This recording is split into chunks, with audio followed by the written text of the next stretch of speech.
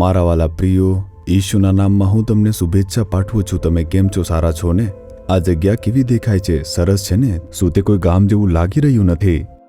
Brazil દેશની અંદર Brazil નામનું શહેર છે જે તેની રાજધાની છે અને તેની બહાર ઘણા ગામડાઓ છે. જ્યારે અમે અહીં આવ્યા ત્યારે અમે ગામોની અંદર સુંદર અને ફળદ્રુપ ખેતરો જોઈ શક્યા હતા. ત્યાં બળદ ચરતા હતા અને ઘોડા ચરતા હતા. અમે તે જોઈ શક્યા. આ વિસ્તાર કેટલો સુંદર અને ફળદ્રુપ છે, જોઈ રહ્યા છો.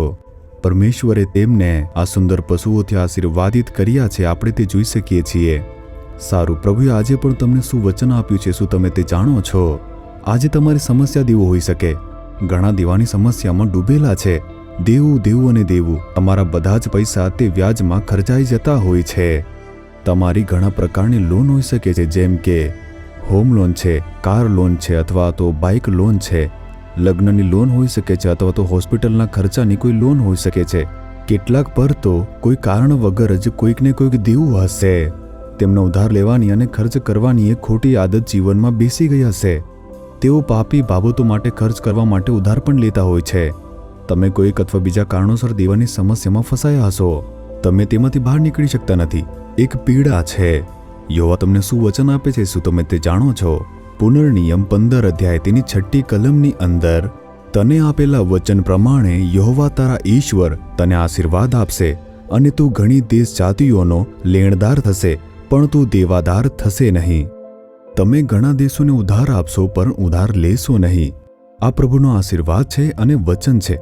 આ તમારા માટે છે. શું વિશ્વાસ કરો છો?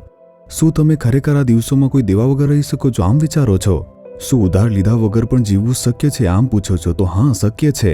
જો તમે વિશ્વાસ કરો છો તો તમારું જે હમણાં જીવન છે તેને પ્રભુ દેવા મુક્ત જીવન બનાવી શકે છે.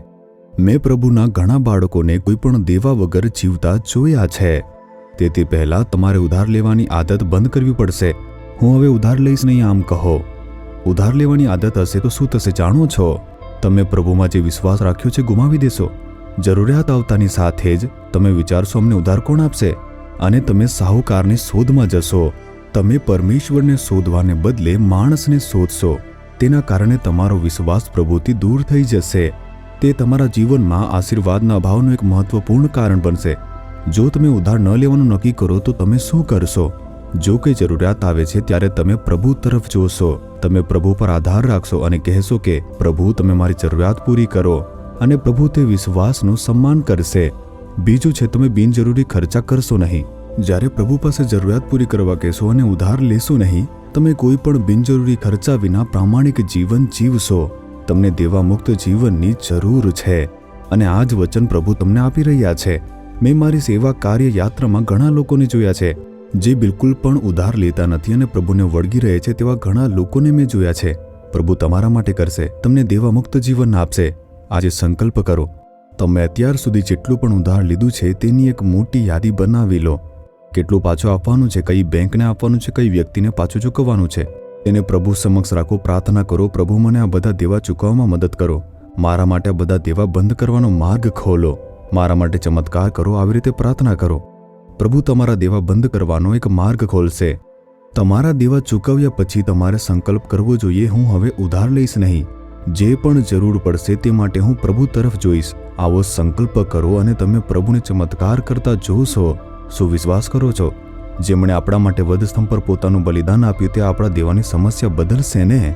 તે તમને દેવા મુક્ત જીવન આપશે. તેમના પર તમે વિશ્વાસ કરો. તે માટે પોતાને સમર્પિત કરો. આજથી જ તમારી આવકની અંદર એક ફેરફાર થવાનો છે. બિનજરૂરી ખર્ચાઓ તે ટાળવામાં આવશે. એટલું જ નહીં, પ્રભુ તમને બિનજરૂરી અન્ય ખર્ચાઓથી પણ બચાવી રાખશે. પ્રભુ તમને હોસ્પિટલ અથવા અણધાર્યા જેટલા પણ ખર્ચાઓ છે તે બધાથી બચાવશે અને તે તમને સારી રીતે જીવવા મદદ કરશે. શું પ્રતિબદ્ધ કરશો? સમર્પિત કરો. હે પ્રભુ, હું આ વચનમાં વિશ્વાસ કરું છું. હું હવે ઉધાર લઈશ નહીં. મેં લીધેલા બધા દેવા પાછા ચૂકવવામાં મને મદદ કરો. મને એક દેવા મુક્ત જીવન તમે આપી દો પ્રભુ. મને દેવાની સમસ્યાની શરમ અને વેદનામાંથી તમે મુક્ત કરી દો પ્રભુ. હું તમારી પર નિર્ભર કરું છું, પ્રતિબદ્ધ થાઉં છું. ઈશુના નામમાં આમેન, આમેન.